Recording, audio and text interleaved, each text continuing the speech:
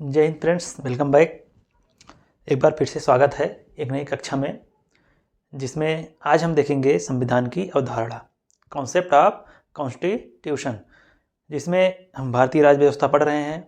आज का जो हमारा टॉपिक है भारतीय राज्य व्यवस्था, और इसमें जो टॉपिक है हमारा संविधान की अवधारणा, कॉन्सेप्ट ऑफ कॉन्स्टिट्यूशन, जिसमें हम देखेंगे संविधान क्या होता है, संविधान का मतलब क्या है, संविधान कैसे होना चाहिए, एक अच्छा संविधान कैसे होना चाहिए, संविधान के कितने प्रकार हो सकते हैं, संविधान को कितने वर्गीकरण उसके हो सकते हैं, कितने खंडों में उसको बांटा जा सकता है। इसको लेकर तरह तरह के तर्क हैं। बहुत सारे जो संवैधानिक जो विद्वान हैं उनके तर्ज पर हम देखेंगे आगे कि संविधान को कितने वर्गों में बांटा जा सकता है या इसकी अन्य क्या विशेषताएं हैं। ये एक समझ लीजिए संविधान कैसा होता है, संविधान कैसा होना चाहिए किसी देश के लिए, ये भारतीय संविधान की विशेषता या भारतीय संविधान कैसा है, ये हम चर्चा आगे नेक्स्ट सेशन में करेंगे। इसमें आज हम सिर्फ देखेंगे संविधान क्या होता है। ये ग्लोबली आप समझ लीजिए कि संविधान कैसा होना चाहिए किसी भी देश का संविधान कैसा होना चाहिए। इसमें संविधान का अर्थ क्या होता है, इसमें देखेंगे हम। संविधान का अर्थ होता है इसे स्थापित करना। संविधान का अर्थ एक छोटे अगर वाक्य में देखें तो स्थापित करना या स्थापना करना संविधान का मतलब होता है। उसके बाद इसको अगर हम थोड़ा व्यापक, थोड़ा विस्तार से इसको हम डिफाइन करें, इसका मतलब क्या होता है।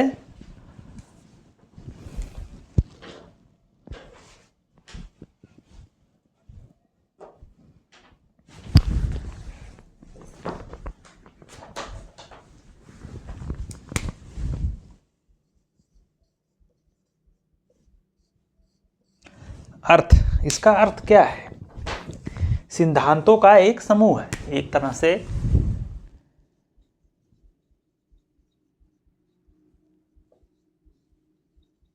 सिद्धांतों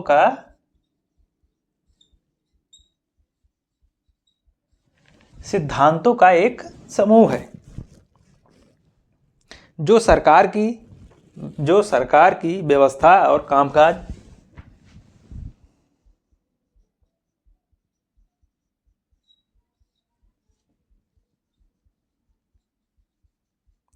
व्यवस्था, कार्य प्रणाली या कामकाज,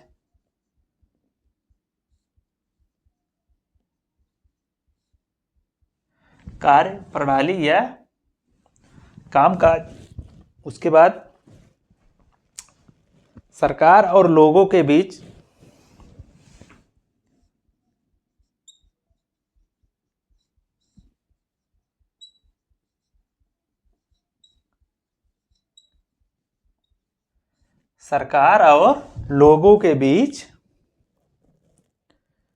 अधिकारों और कर्तव्यों का संदर्भ, लोगों के बीच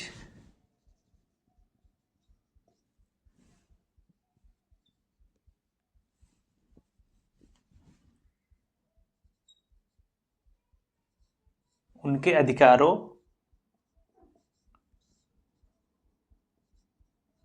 और उनके कर्तव्यों और उनके कर्तव्यों के संदर्भ में, कर्तव्यों के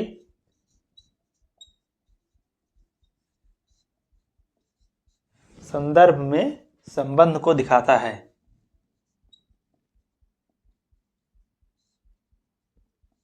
संबंध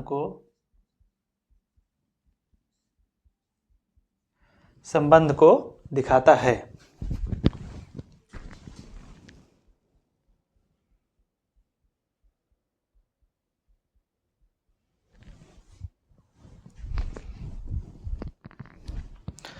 संबंध को दिखाता है।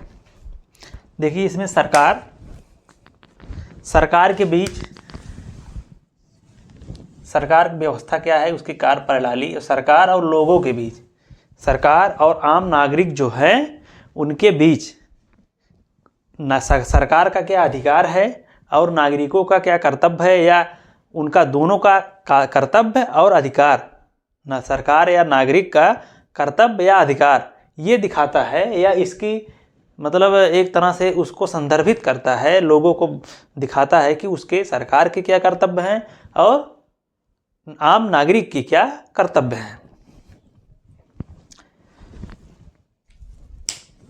अगर भूमि पर लिया जाए, भूमि का मौलिक कानून क्या है? संविधान है। पृथ्वी का पूरे लिया जाए, अगर मौलिक कानून लिया जाए तो देखा जाए तो क्या है? संविधान ही है किसी भी देश का।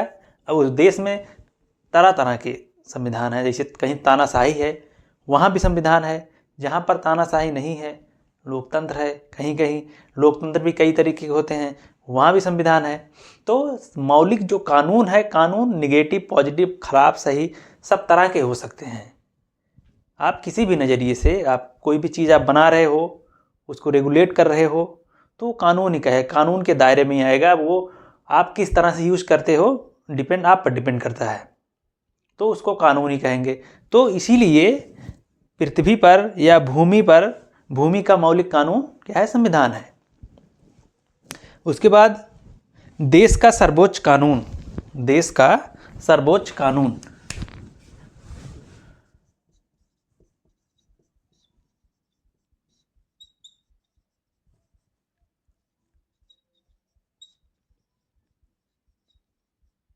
देश का सर्वोच्च कानून और देश के नियम,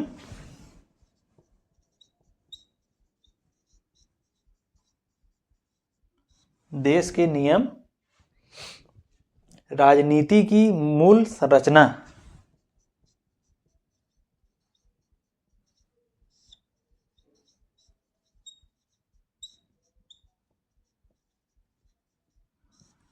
राजनीति की मूल संरचना, देश का मूलभूत मानदंड,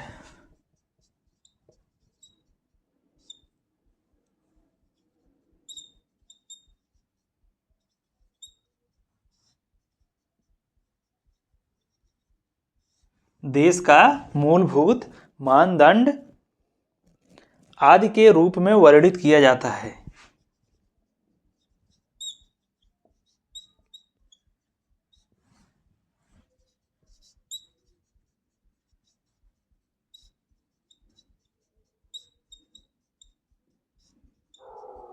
आदि के रूप में वर्णित किया जाता है। ये है संविधान का व्यापक अर्थ। छोटे में संविधान स्थापित करना, एक कानूनों का संग्रह होता है कानून का, जिसके द्वारा नियम कानून बना के नागरिकों के कर्तव्य अधिकार को दिखाया जाता है, सरकार के क्या अधिकार है क्या कर्तव्य है उसको दिखाया जाता है।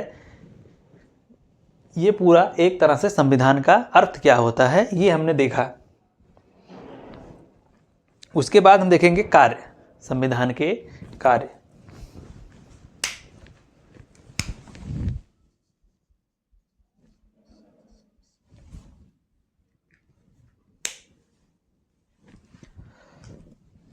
संविधान के कार्य, एक बार इसको फिर से समझिए क्योंकि ये इंपॉर्टेंट है। अगर आप इंपॉर्टेंट ये समझ गए तो आप आगे जो टॉपिक आएंगे उसको आसानी समझ जाएंगे। संविधान क्या होता है? संविधान क्या होता है? संविधान सिद्धांतों का एक समूह होता है। सिद्धांतों का एक समूह होता है। सरकार की व्यवस्था, कार्यप्रणाली, सरकार के नियम कानून, उसके अधिकार, उसके कर्तव्य, नागरिकों के अधिकार और उसके कर्तव्यों के संदर्भ को संदर्भित करता है या संबंधित जो उसके प्रावधान है उसको दिखाता है। उसके बाद देश का सर्वोच्च कानून होता है। देश का सर्वोच्च कानून देश के नियम, राजनीति की मूल संरचना, देश का मूलभूत मानदंड आदि को वर्णित करता है, आदि को दिखाता है। उसके बाद हम इसके अर्थ को देखेंगे। हम संवैधानिक एक विद्वान थे इलियट बुल्मर।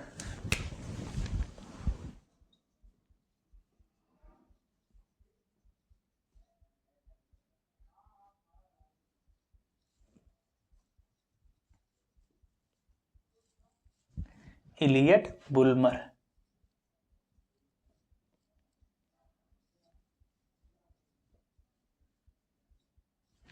इलियट बुल्मर इनके द्वारा कुछ पॉइंट को दिखाया, मतलब संदर्भित करते हैं, दिखाते हैं कि संविधान की क्या क्या क्या कार्य हो सकते हैं। इनके अनुसार संविधान के राजनीतिक समुदाय की सीमा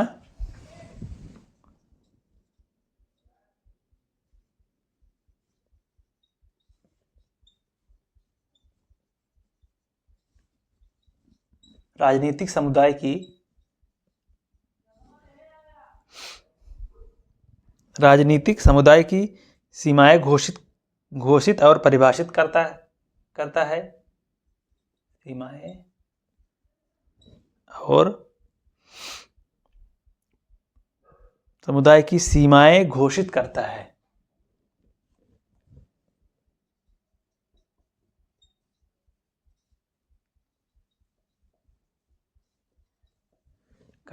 और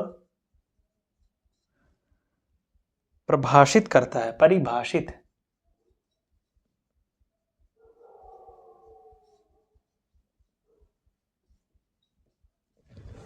राजनीतिक समुदाय की सीमाएं घोषित करता है। राजनीतिक समुदाय की सीमा क्या होगी और उसकी व्याख्या करता है। राजनीतिक समुदाय की क्या सीमा होगी और उसका व्याख्या करता है, उसको डिफाइन करता है।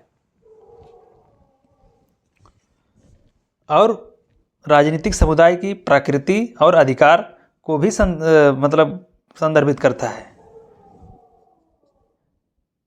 उसके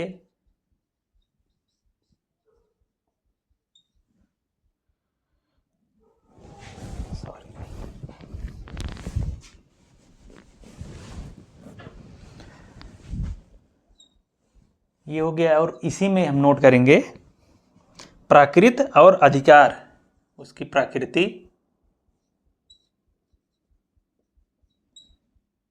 और अधिकार।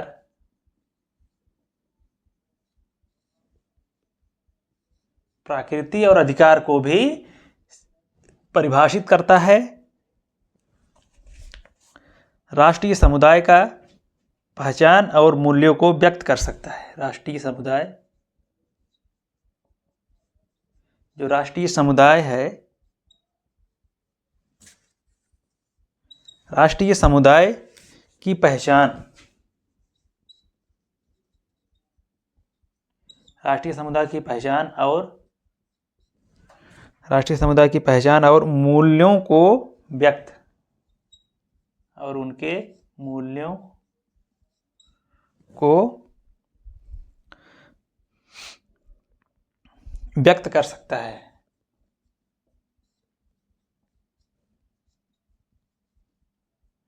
और उनके मूल्यों को व्यक्त कर सकता है। नागरिकों के अधिकार और कर्तव्य,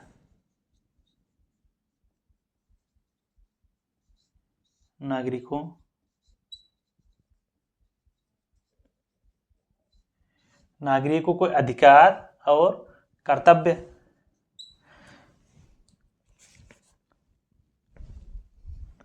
राजनीतिक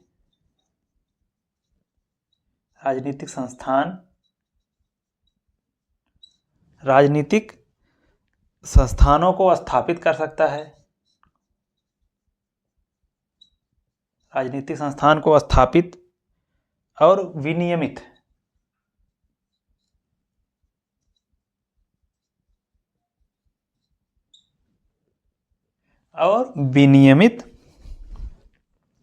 कर सकता है। सरकार की विभिन्न शक्तियों को विभाजित कर सकता है।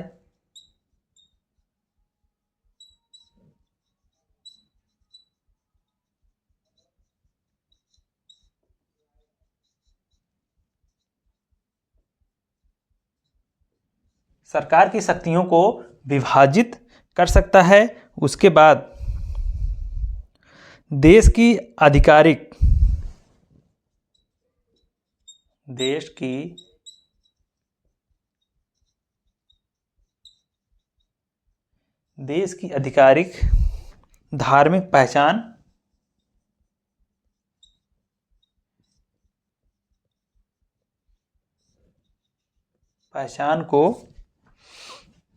धार्मिक पहचान की घोषणा,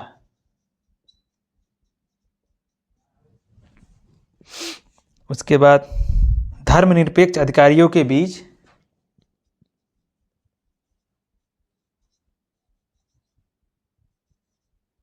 धर्मनिरपेक्ष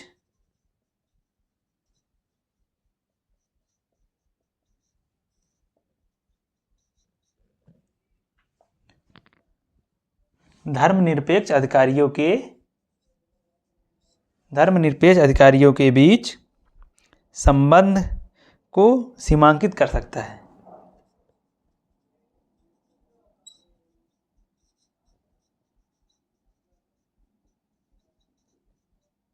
सीमांकित कर सकता है। देश को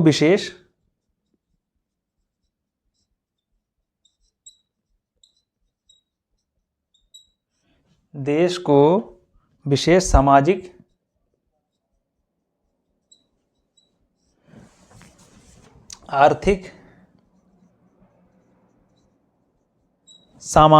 आर्थिक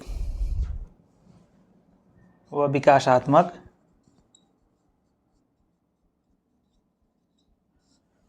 विकासात्मक लक्ष्यों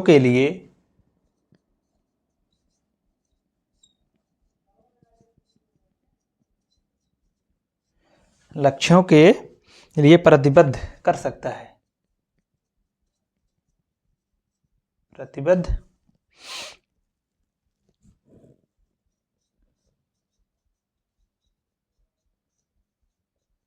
प्रतिबद्ध कर सकता है।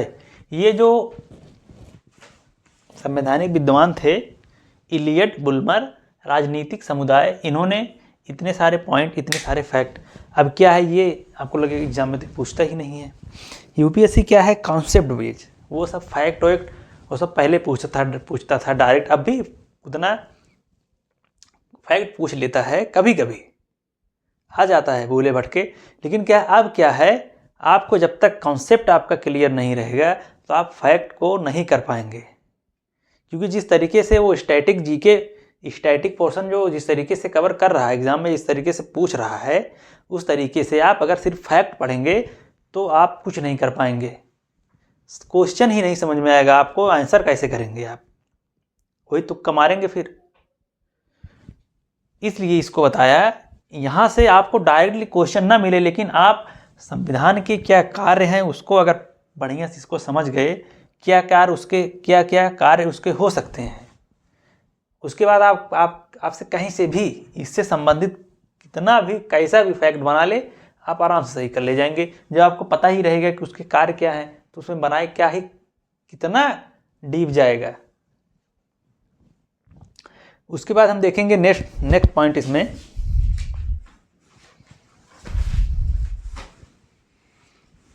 संविधान की विशेषता।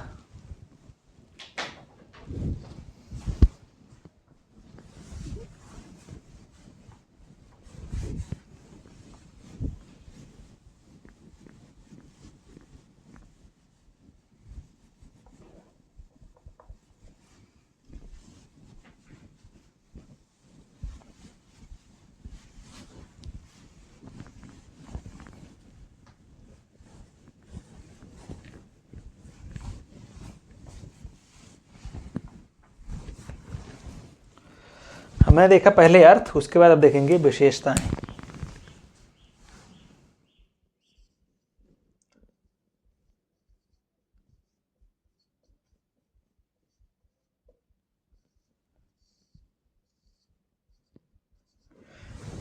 इसकी विशेषताएं क्या होती हैं संविधान की? एक अच्छे संविधान के गुण आप समझ लीजिए।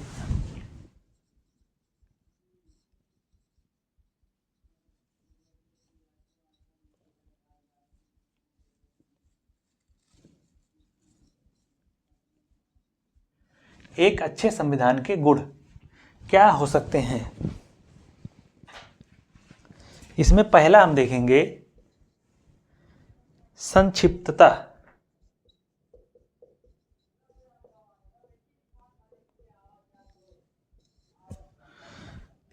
इसको संक्षिप्तता के अंदर देखेंगे हम, संविधान सटीक होना चाहिए। ऐसा नहीं कि उसको घुमा फिरा के उसी में सब बातों को ऐसा मतलब बना दे कि समझ में ही ना आए। संविधान सटीक होना चाहिए। सटीक होना चाहिए। अवांछित प्रावधान उसमें नहीं होने चाहिए। अवांछित प्रावधान उसमें अवांछित प्रावधान नहीं होने चाहिए। उसके बाद हम देखेंगे दूसरा, अस्पष्टता। अस्पष्टता में हम देखेंगे अपने प्रावधानों को अस्पष्ट शर्तों में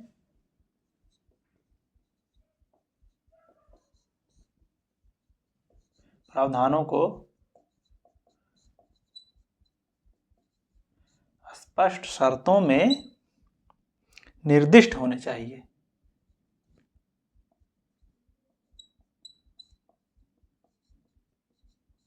निर्दिष्ट होने चाहिए। उसके बाद तीसरा हम देखेंगे इसमें निश्चितता।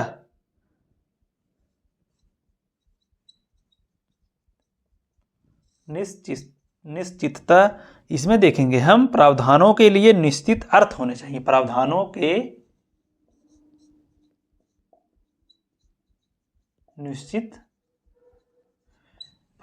के निश्चित अर्थ होने चाहिए।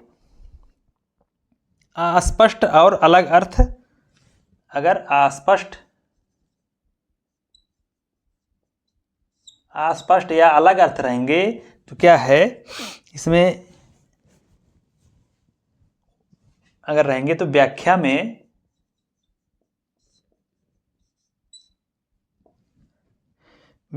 न्यायाधीशों को विवेकाधिकार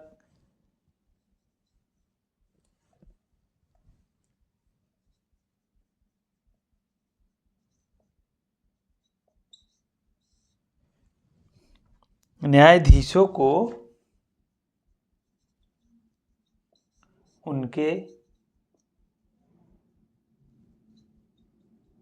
विवेकाधिकार का बढ़ावा मिलेगा।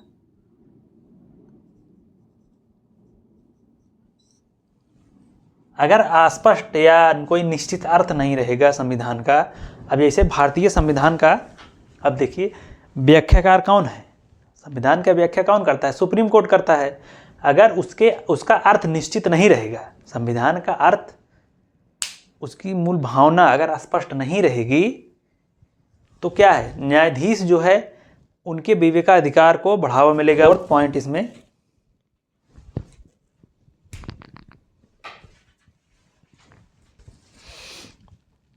व्यापकता।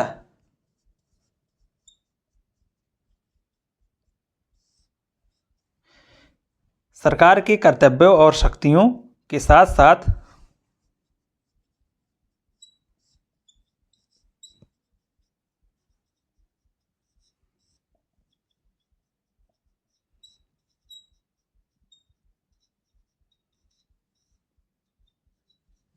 सरकार के कर्तव्य और शक्ति के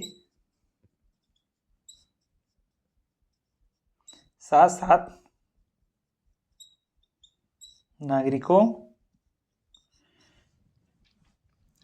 के कर्तव्य और शक्ति, नागरिकों के कर्तव्य और अधिकार,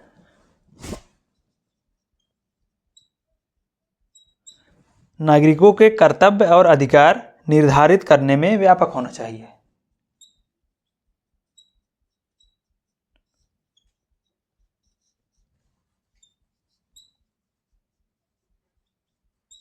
निर्धारित करने में क्या है, व्यापक होना चाहिए। सरकार के क्या कर्तव्य हैं और क्या शक्ति हैं, उसके बाद नागरिक के क्या अधिकार हैं और क्या नागरिक के कर्तव्य हैं। इसमें फिफ्थ हम देखेंगे उपयुक्तता।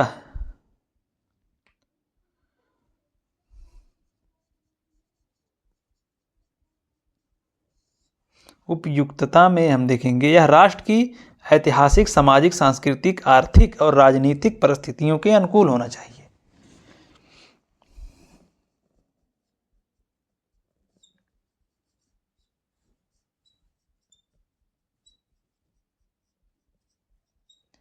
ऐतिहासिक, सामाजिक आर्थिक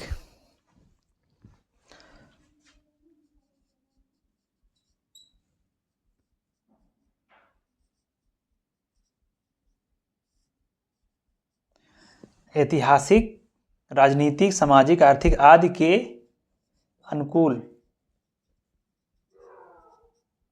हो, ना कि इनके प्रतिकूल हो। राष्ट्र की ऐतिहासिक सामाजिक आर्थिक आदि के अनुकूल होना चाहिए संविधान। उसके बाद नेक्स्ट हम इसमें छठा नंबर देखेंगे, स्थिरता।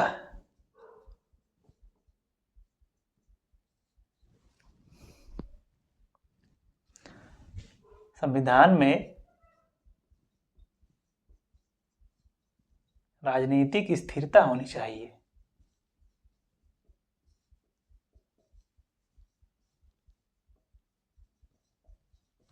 संविधान में राजनीतिक स्थिरता होनी चाहिए, जिसे आसानी से कोई छेड़छाड़ न कर सके, जिसके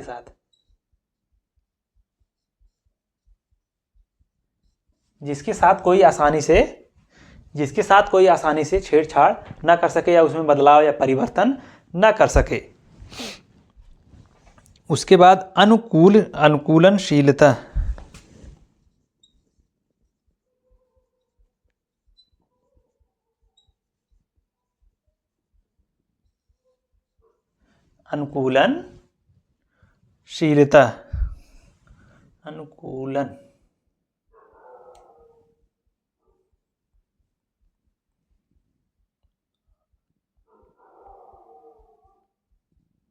अनुकूलनशीलता।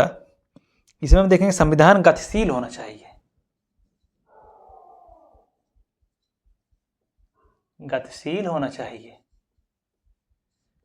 संविधान क्या है? गतिशील होना चाहिए, बदलती परिस्थितियों और आवश्यकताओं के अनुसार गतिशील होना चाहिए।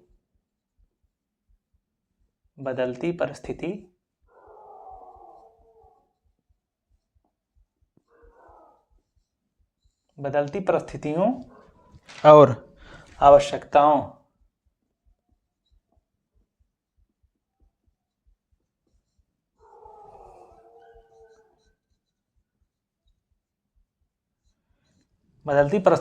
आवश्यकताओं के अनुकूल होना चाहिए।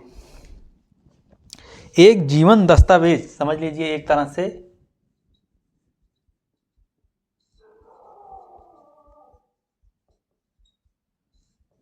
जीवंत दस्तावेज होना चाहिए, ना कि स्थिर हो एकदम, मतलब रुका हुआ, एक बार बन जाए बस वही रामबाण है, समझ लीजिए। ऐसा नहीं होना चाहिए। उस परिस्थितियाँ या आवश्यकता के अनुसार उसमें परिवर्तन होना चाहिए। जीवंत दस्तावेज होना चाहिए, ऐसा लगे कि ये जीवित है, ऐसा ना लगे कि वो मर गया है, मृत हो गया है। उसके बाद हम नेक्स्ट टॉपिक इसमें हम देखेंगे वर्गीकरण। संविधान का वर्गीकरण।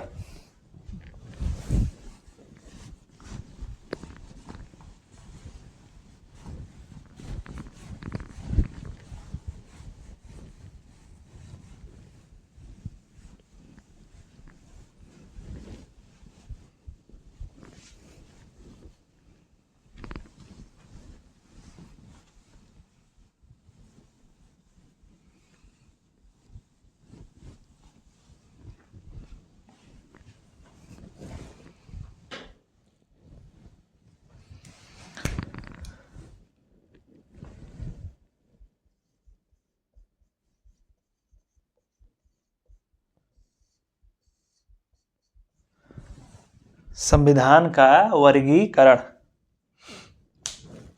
वर्गीकरण में हम देखेंगे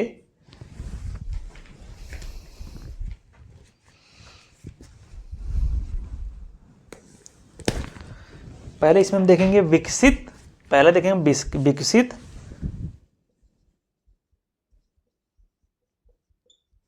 विकसित, और अधिनियमित।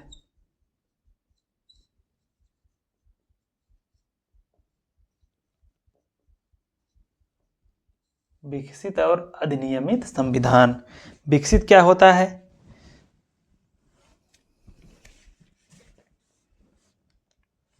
ये विकासवादी कर्मिक रूप से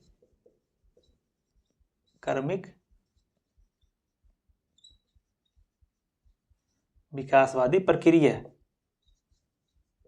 प्रक्रिया से बनता है। विकसित संविधान जो है क्रमिक विकासवादी प्रक्रिया से बनता है या प्रक्रिया का परिणाम है।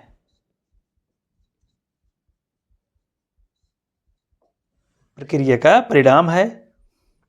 इसके जो प्रावधान है, इसके प्रावधान जो है परंपरा,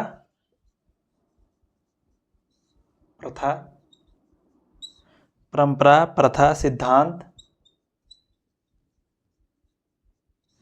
परंपरा, प्रथा, सिद्धांत आदि या न्यायिक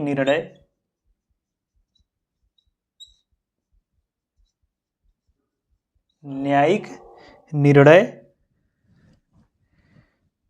के रूप में निहित होता है। के रूप में निहित जो विकसित संविधान है क्रमिक विकासवादी प्रक्रिया का परिणाम है। क्रमिक रूप से जो विकास हुआ इसमें प्रावधान क्या है? परंपरा, प्रथा, सिद्धांत, न्यायिक निर्णय आदि। अब इसमें कौन से देश का है? जैसे उदाहरण अगर देखें हम, उदाहरण जैसे ब्रिटिश,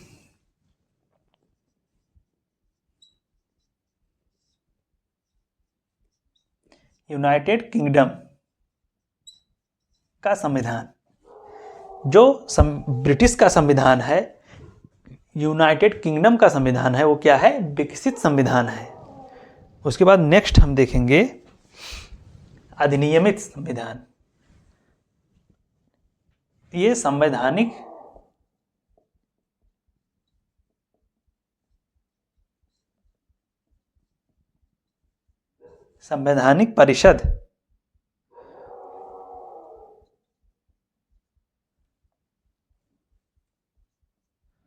संवैधानिक परिषद द्वारा विचार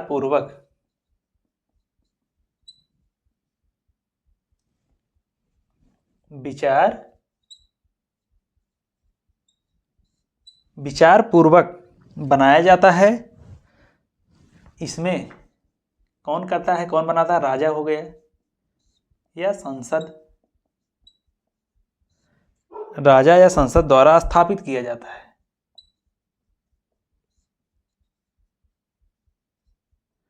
राजा या संसद द्वारा स्थापित किया जाता है।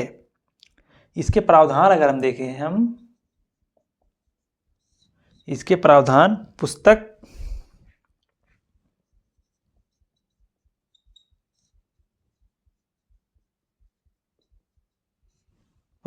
दस्तावेज के रूप में होता है। पुस्तक या दस्तावेज के रूप में, जैसे उदाहरण हम देखें, जैसे यूएसए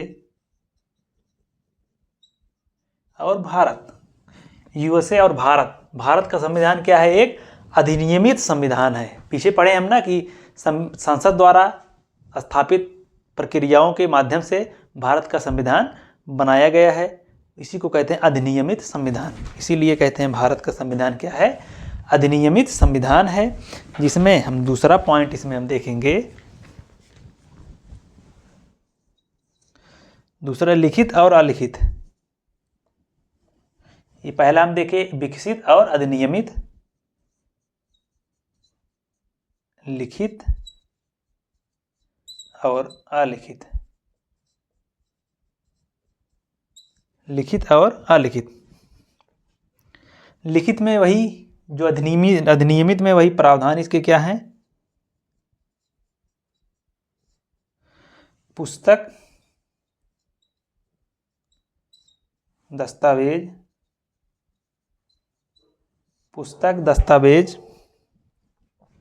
के रूप में एक जगह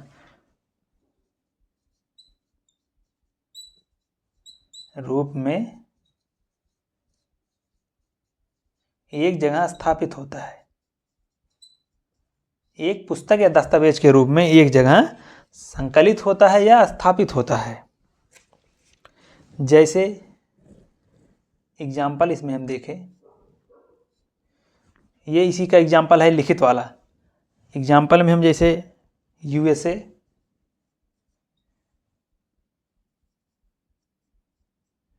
Canada, USA, Canada, Japan, Bharat आदि जो है लिखित संविधान है। और अलिखित में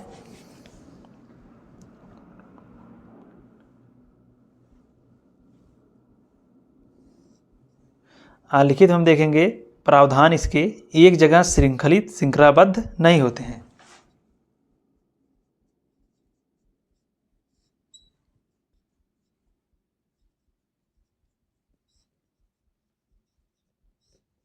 एक जगह इसके प्रावधान श्रृंखलाबद्ध नहीं होते हैं। इसके क्या है, दस्तावेज एक जगह स्थापित होते हैं या एक जगह संकलित रहते हैं। लिखित संविधान में बहुत जगह इसे डाउट रहता है हमको ना, लिखित संविधान, अलिखित संविधान। लिखित संविधान और अलिखित संविधान में फर्क बस इतना है, ये एक जगह इसके कोई प्रावधान अलिखित है, स्थापित श्रृंखलाबद्ध नहीं है।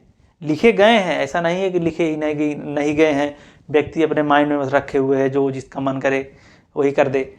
ये एक जगह लिखा हुआ नहीं है। इसका क्या है, एक जगह एक पुस्तक है, पुस्तक के माध्यम से इसको पढ़ाया लिखा जाता है लिखित संविधान में। इसका एक जगह नहीं है। इसमें आगे हम देखें क्या है, जब एक जगह नहीं लिखा है तो इसको कैसे,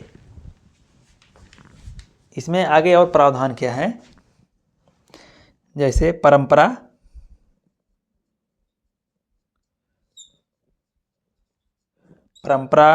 प्रथा, सिद्धांत या चार्टर आदि के रूप में होते हैं।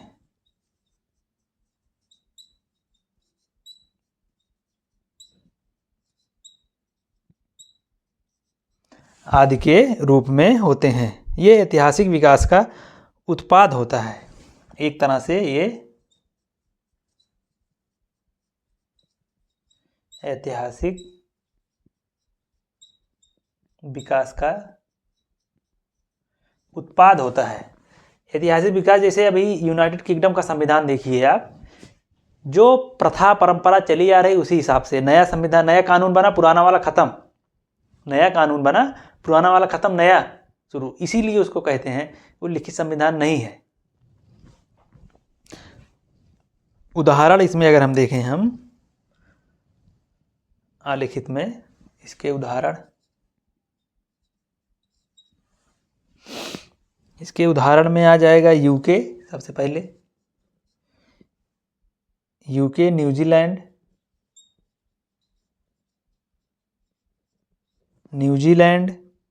इजराइल।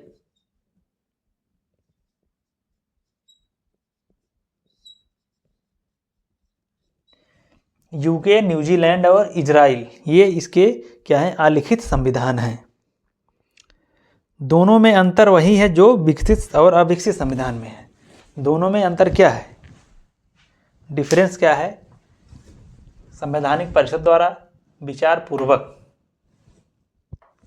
ये आ जाएगा अलिखित में, और विकसित जो है ये आ जाएगा इसमें। दोनों में डिफरेंस क्या है, जो विकसित और अधिनियमित संविधान में है वही अंतर लिखित और अलिखित संविधान में है। उसके बाद हम नेक्स्ट पॉइंट इसमें देखेंगे, अनम्य और लचील, मतलब कठोर संविधान क्या होता है और लचीला संविधान। कहते हैं ना कि भारत का संविधान लचीला है या कठोर है। आगे भी देखेंगे, इसमें हम बहुत कन्फ्यूजन रहता है। बहुत लोग क्या है, यही जानते हैं कि भारत का संविधान एक लचीला संविधान है, लेकिन अभी आगे देखें भारत का संविधान लचीला है या कठोर है। तीसरा पॉइंट हम देखेंगे इसमें, अनम्य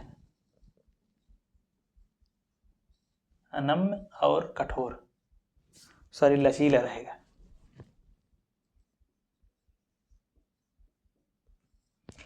अनम्य और कठोर या लचीला, जिसे समान कानूनों द्वारा संशोधित नहीं किया जा सकता। अनम्य जो है, कठोर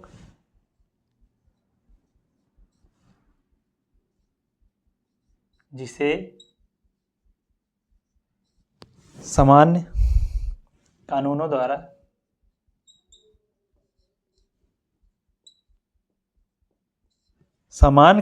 द्वारा संशोधित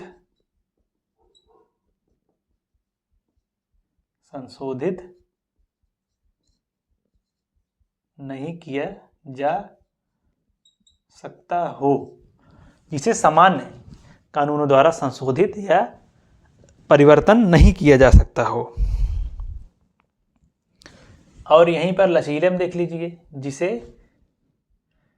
परिवर्तित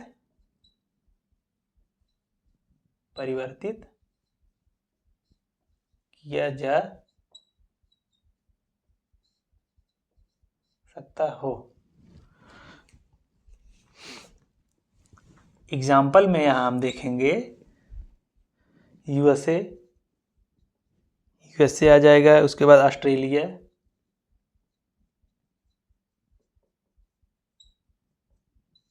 ऑस्ट्रेलिया, स्विट्जरलैंड,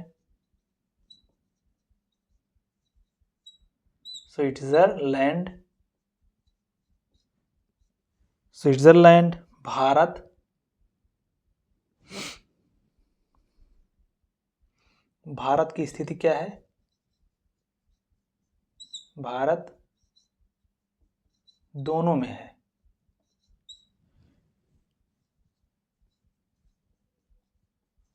मिश्रित है, दोनों मतलब अनम्य, कठोर और लचीला।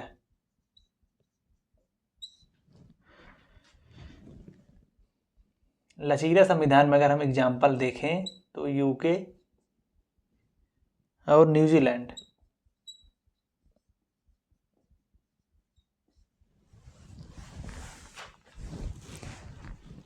अब यहाँ पर क्वेश्चन बनता है कि भारत का संविधान कैसा है? जिसे समान कानूनों द्वारा संशोधित नहीं किया जा सकता वो कठोर है, जिसे सामान्य कानूनों द्वारा संशोधित किया जा सकता है वो लचीला है। भारत का संविधान कैसा है? मिश्रित है। भारत वैसे भी न्यूट्रल रहता है, इसलिए भारत क्या है? तटस्थ है, समझ लीजिए। वो दोनों तरफ है, ना इधर है ना उधर है, बीच वाला है, बीच की स्थिति में है, ना इधर ना उधर, हम दोनों में हैं, दोनों जगह खाएंगे। वैसे एग्जाम में पूछता है कि भारत का संविधान कैसा है? भारत का संविधान मिश्रित है, ना लचीला है ना कठोर है। उसके बाद आगे हम देखेंगे इसमें नेक्स्ट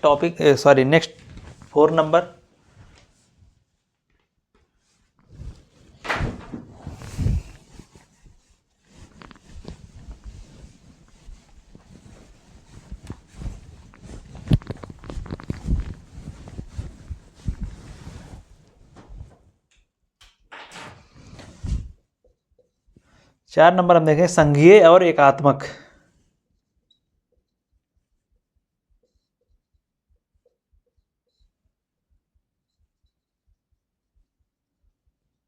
संघीय और एकात्मक। जो संघीय होता है ये संघीय और जो लोकल गवर्नमेंट होती है, जो स्थानीय सरकार होती है, दोनों के बीच शक्तियों का विभाजन, दोनों के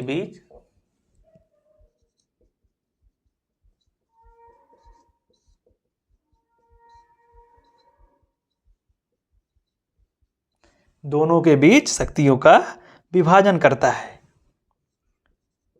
एग्जाम्पल में हम देखेंगे जैसे यूएसए संघीय है,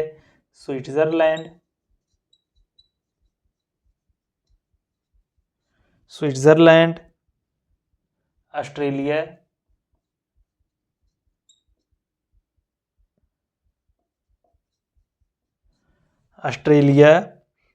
कनाडा,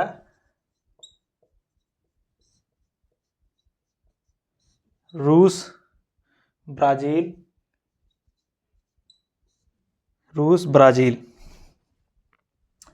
इसमें क्या है, एकात्मक में क्या है, शक्तिय राष्ट्र सरकार के जो शक्ति जो संघीय जो केंद्र में है, जो गवर्नमेंट सेंट्रल गवर्नमेंट के पास शक्ति रहता है, शक्तियों का विभाजन इसमें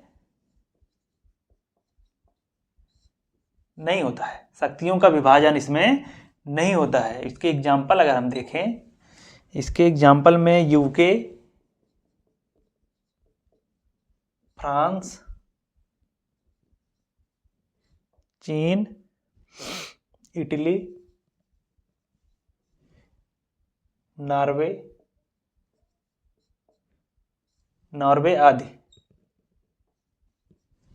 आदि क्या है, एकात्मक सरकार है, ये मतलब एकात्मक संविधान है यहाँ पर।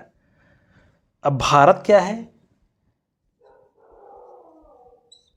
भारत की स्थिति देखें हम, भारत में दोनों प्रावधान शामिल हैं।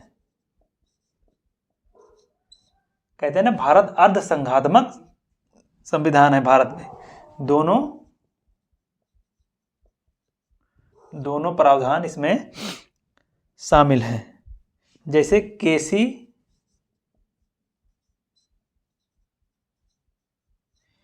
वियर एक संवैधानिक विद्वान हुए, इन्होंने क्या कहा था, भारत अर्ध संघ के रूप में वर्गीकृत है।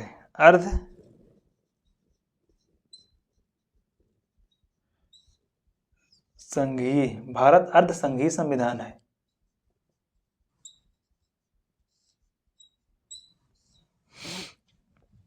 भारत क्या है, भारत न संघीय है न एकात्मक है, अर्ध संघात्मक संविधान है। भारत में दोनों है। अब ऐसे एकात्मक कहाँ पे देखेंगे आप, एकात्मक अगर लोकल गवर्नमेंट में हम आएंगे, ऐसे लोकल गवर्नमेंट में जैसे ग्राम प्रधान का हो गया, यहाँ से क्या लगता है, भारत एक एकात्मक है। लेकिन आप अगर केंद्र लेवल पे जाकर देखेंगे तो यहाँ पर क्या शक्तियों का विभाजन है, गवर्नमेंट मतलब सेंट्रल गवर्नमेंट और स्टेट गवर्नमेंट। उसके बाद एक नेक्स्ट पॉइंट इसमें हम देखेंगे लास्ट, कि कार्य विधि परक और निर्देशात्मक। कार्य परक और निर्देशात्मक।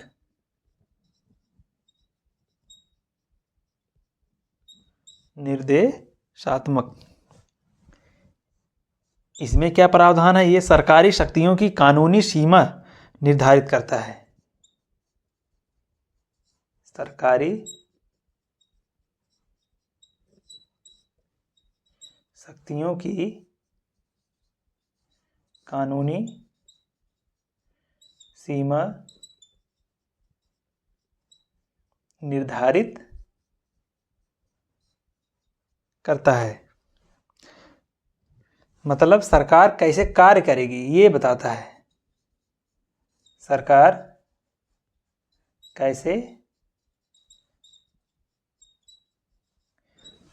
कैसे कार्य करेगी, कार्य विधि परक, ये क्या बताता है, सरकार कैसे कार्य करेगी। और निर्देशात्मक जो होता है, सामान्य सामाजिक लक्ष्यों पर व्यापक सहमति मानता है। ये सामान्य सामाजिक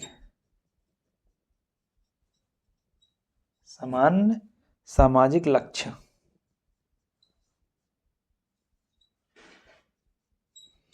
सामान्य सामाजिक लक्ष्यों पर व्यापक सहमति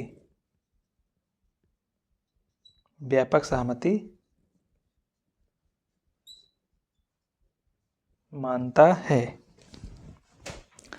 अब जैसे इसमें क्या है, ये सरकार कैसे कार्य करेगी, ये कार्य विधि परक और निर्देशात्मक में सामान्य सामाजिक लक्ष्यों पर व्यापक सहमति, समाज के क्या लक्ष्य हैं ये इस पर कार्य करता है, जो निर्देशात्मक होता है। और हमने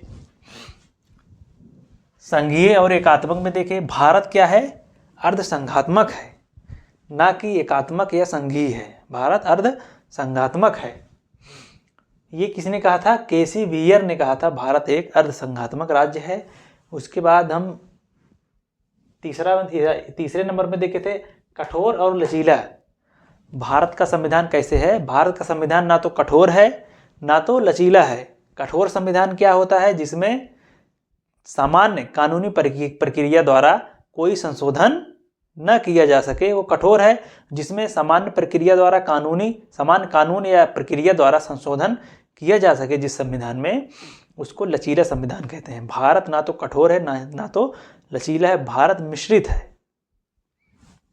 इसमें कुछ प्रक्रियाओं में देखोगे अभी जब हम भारत का संविधान आगे पढ़ेंगे, उसमें संशोधन की प्रक्रिया पढ़ेंगे, तब वहाँ पर देखेंगे कहीं कहीं क्या है, बहुत इजी वे में बिना किसी विशेष बहुमत के संशोधन किया जा सकता है। प्रावधान है ना आर्टिकल 368 में, जिसके अंतर्गत हम देखेंगे, उसमें पढ़ेंगे आगे हम, कोई कानून सामान्य कानून है तो विशेष बहुमत की आवश्यकता नहीं होती है, हमको सामान्य कानून द्वारा उसमें संशोधन किया जा सकता है। लेकिन कहीं कहीं क्या है, विशेष बहुमत की ज़रूरत पड़ती है हमको।